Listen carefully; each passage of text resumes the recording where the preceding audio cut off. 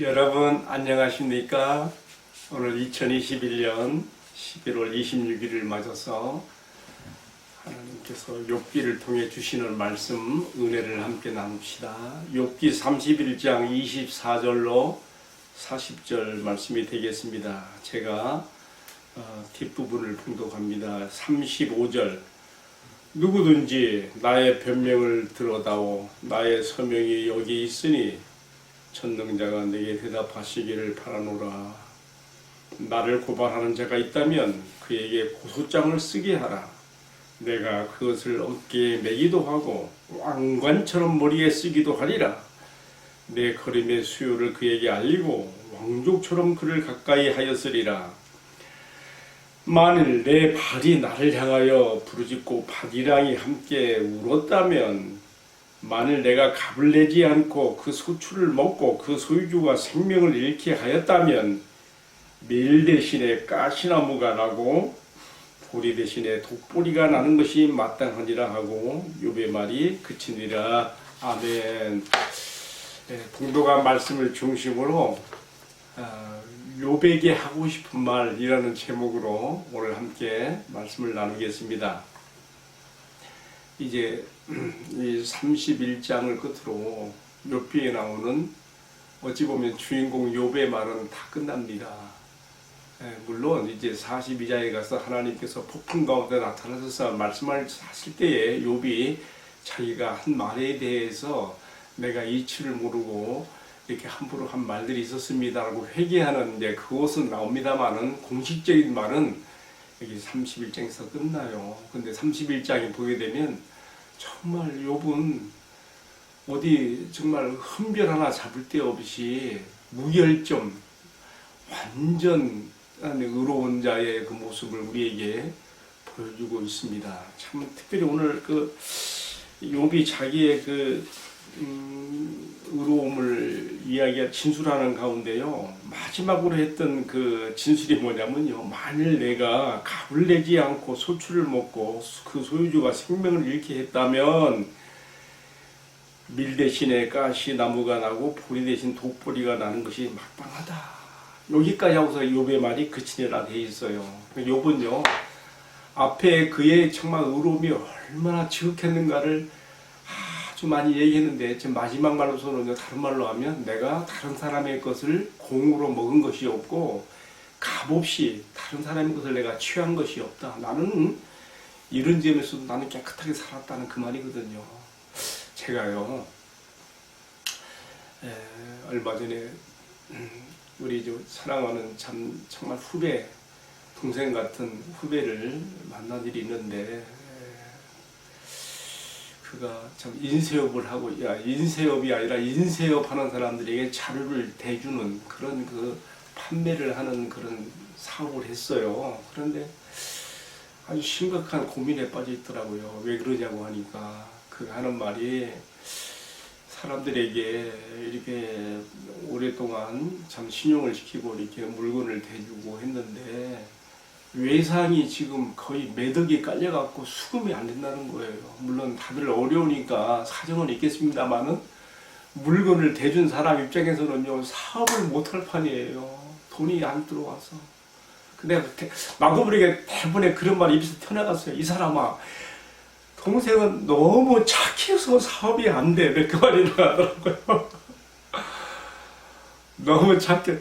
그러니까 다른 사람들에게 모시기를 못하는 거예요. 그러니까 그냥 외상으로 막 물건이 깔려가지고 매덕이 그냥 깔린 거고 수금이 안 되는 거죠.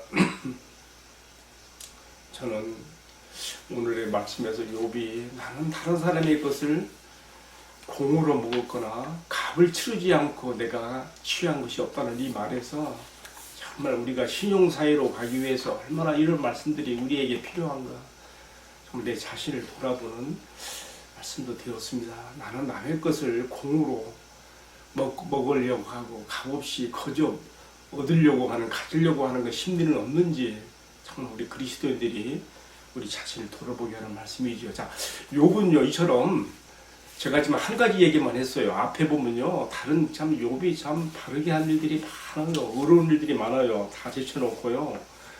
그럼에도 불구하고 제가 오늘 욥의 마지막 이 변론, 마지막 진술, 독백을 마치는 마당에 욥에게 하고 싶은 말이 있어요. 왜 그런가 하면요, 제가 방금 봉독해드린 말씀과 같이요, 욥이요, 물론 너무 고생스럽고 괴로워서 이런 말 했겠습니다마는요, 다른 말로 하면 여기 나보다 의로운 사람이 있으면 나와봐, 그 말이에요. 나의 의로움에 대해서 좀 하나님께서 좀 나의 결정을 좀 찾아내 보시라고 하나님 앞에 좀 들이대고 있는 거예요. 보십시오. 35절에 그랬어요. 누구든지 나의 변명을 들어다오. 나의 서명이 여기 있으니 이제는 전능자가 나에게 답변하기를 바라노라 그랬어요. 하나님 앞에 지금 들이대는 거예요.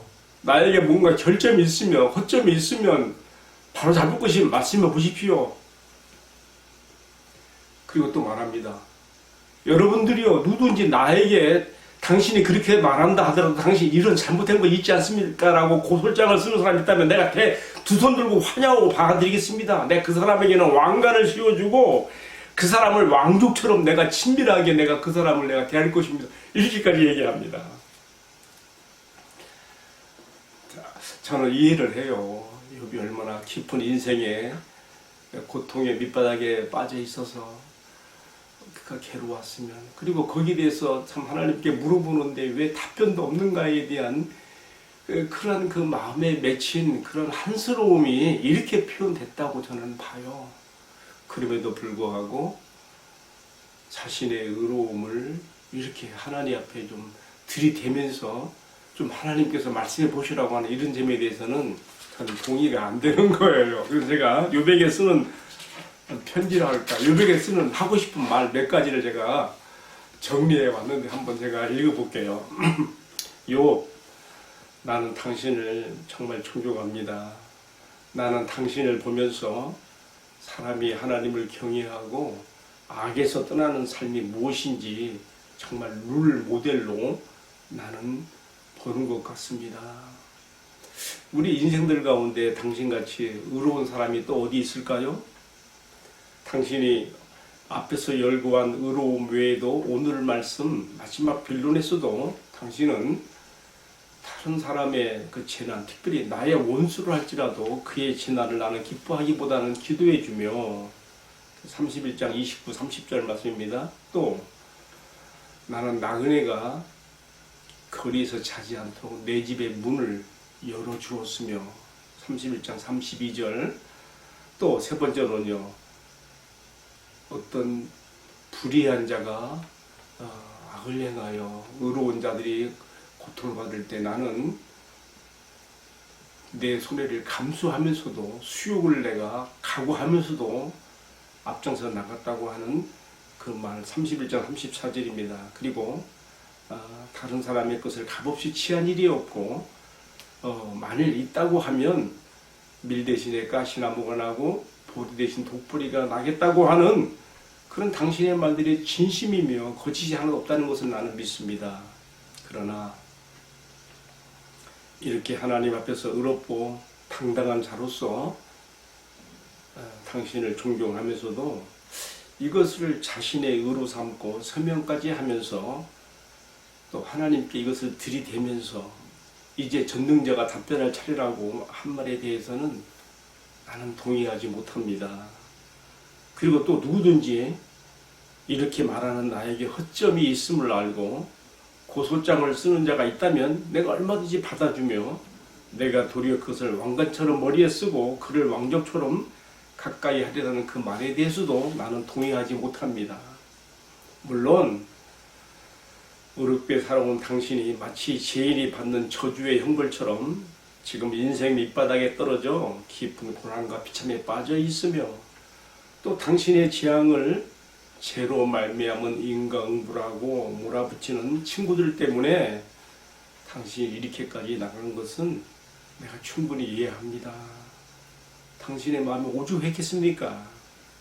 그러나 한 인간으로서 거룩하신 하나님 앞에 자신을 무결점 인생으로 자처하며 어디 전능자께서 나의 허물을 찾아낼 것이 있다면 찾아보라고 하는 것 같은, 그리고 또 왜 이런 나에게 왜 이런 저주스러운 고통을 허락했는지 좀 말씀해 보시라고 하는 것 같은 이런 이야기들은 솔직히 좀 너무 오버해서 앞서 나가지 않았나 그런 생각이 드는 것은 나도 어쩔 수 없습니다.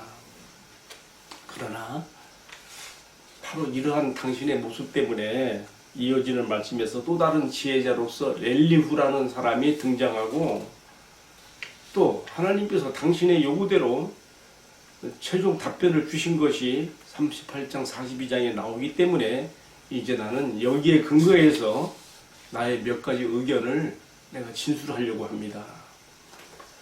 자, 여기까지 제가 요배에게 하는 말입니다. 이제 이어지는 말씀은요, 욥기에 나오는 욥의 말이 다 맞춰진 오늘의 말씀에 근거해서 제가 그동안 쭉 31장까지 진행되어 나온 욥기의 글 내용을 정리하는 뜻으로 나의 의견을 한번 이야기해 보려고 합니다. 첫 번째로는요, 이건 제가 아침에 묵상하면서 마음에 정리가 된 말씀인데 함께 나눠보는 겁니다. 첫 번째는요, 욥의 신앙이 기복신앙이냐 아니냐를 따지며 그의 순전한 신앙을 알아보기 위해 시작된 이 시험, 시련에서 욥은 재산도 자식들도 다 잃고 몸의 병까지 얻어 건강도 잃었지만은 끝까지 하나님을 원망하지 않은 점에서는 그의 순결신앙은 입증되었습니다. 여러분도 동의하시죠? 예, 그런 가운데, 티끌 가운데 머리를 밀고 그는 죄를 뿌리며 주신 자도 여호와시요 취하신 자도 여호와시니 여호와의 이름이 찬양을 받을지로다. 참 이런 신앙이 어디 있습니까?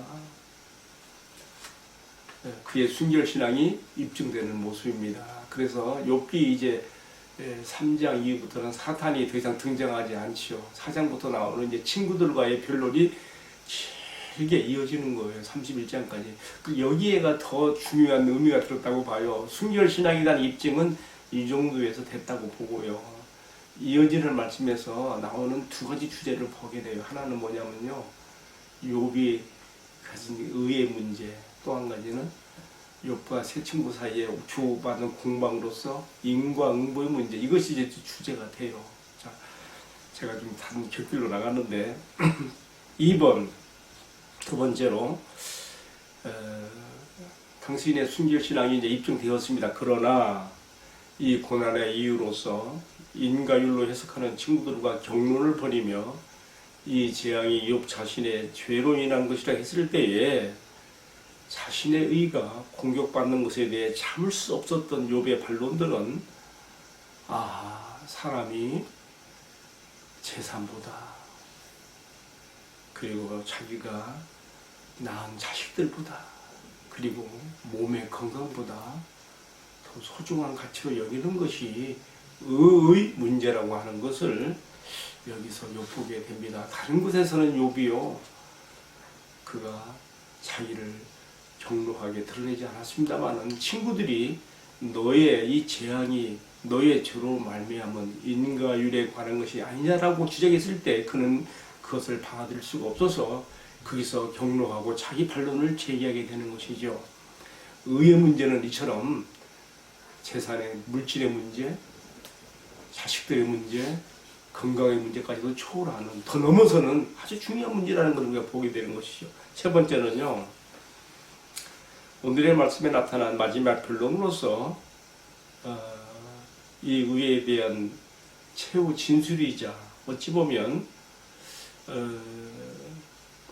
하나님의 은혜나 자비가 아니어도 하나님께서 마땅히 자신을 구원해 주어야 된다고 하는, 구원해 줄 수 있는, 구원해 주어야 되는 참 의인으로서 욥의 의인으로서의 모습이 보이기도 합니다. 여러분 오늘 그거 발견하지 않습니까? 욥이요, 어느 누가 과연 하나님 앞에 욥처럼 이렇게 할 수 있겠습니까? 하나님,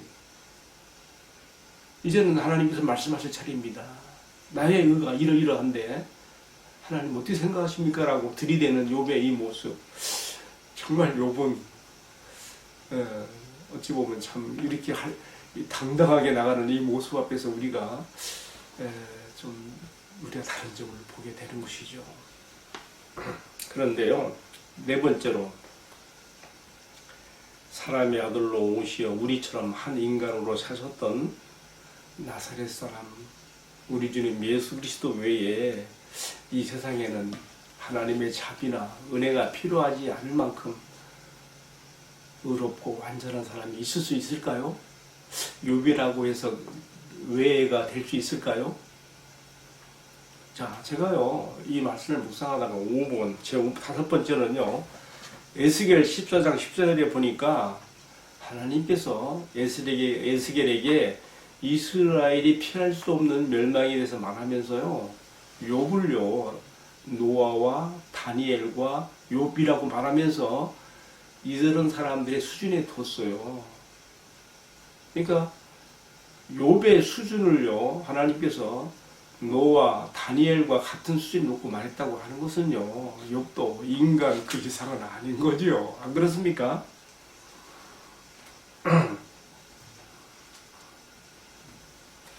아무리 완벽한 사람이라도 그가 어렵게 되고 구원받을 수 있는 것은 오직 하나님의 은혜로밖에 될 수 없다는 것을 우리가 알 수 있지 않습니까? 우리가 하나 예를 들면 창세기 6장 8절에서 모든 세상이 다 물로 쓸어버림을 당하는 동물은 말 것 없이 모든 사람들이 다 쓸어버림을 가운데에서도 하나님께서 노아를 살려두십니다. 물론 거기에는 많은 이유가 있습니다.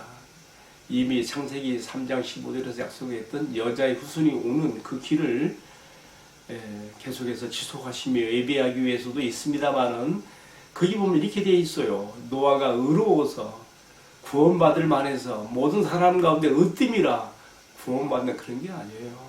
거기 보면요.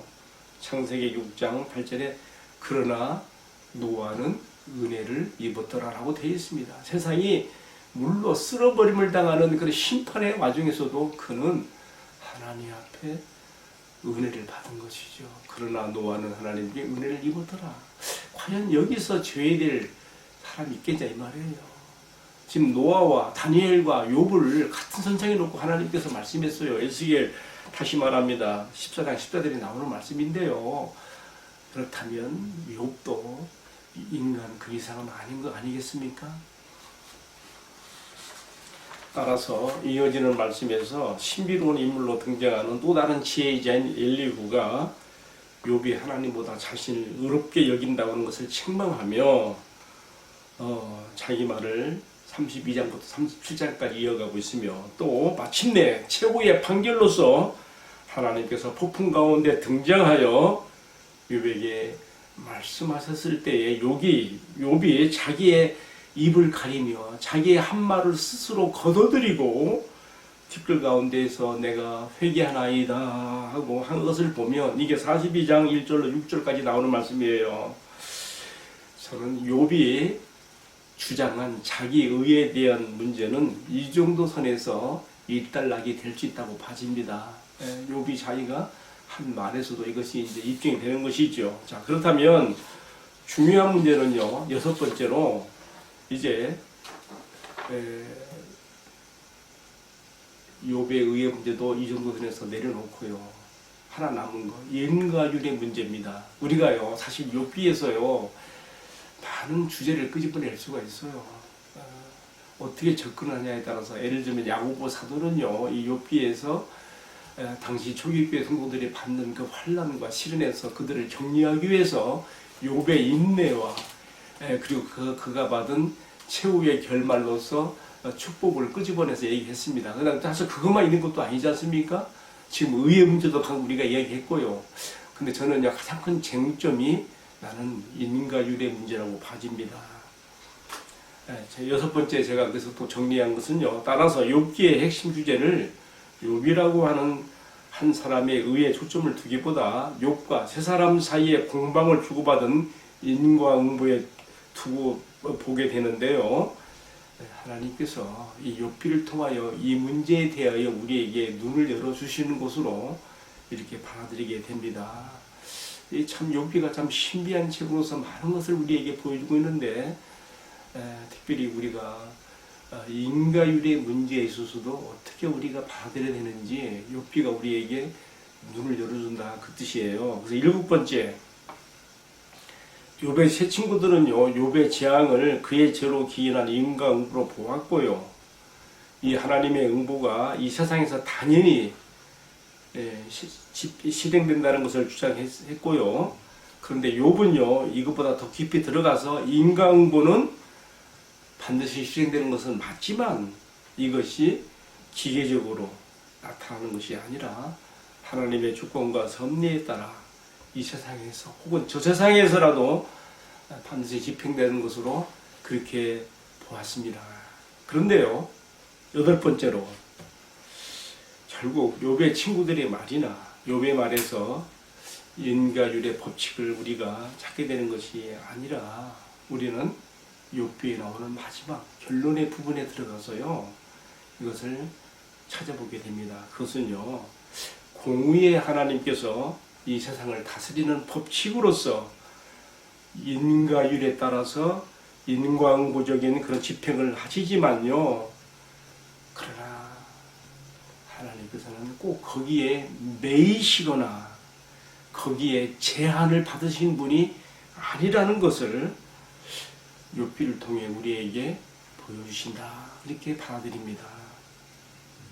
때로는요, 인과율의 법칙을 초월하는 방법으로서 우리의 인생을 상대하기도 하시는데요, 저는 바로 이것이 은혜의 법칙이며 이것이 복음이라고 생각을 해보게 됩니다.